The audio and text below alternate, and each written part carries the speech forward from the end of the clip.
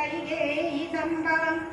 രാജീവനേതനെ ചിന്തിച്ചു വേഗമേറിയിടം കുതിരയേറി ചെന്നു കേകയ രാജ്യമകം പൂക്കു ചെല്ലുക മാതുലനായ യുധാജിത്തിനോടിനി ഏതുമേ കാലം കളയാതെ അയക്കണം ശത്രുഘ്നോടും ഭരതനെ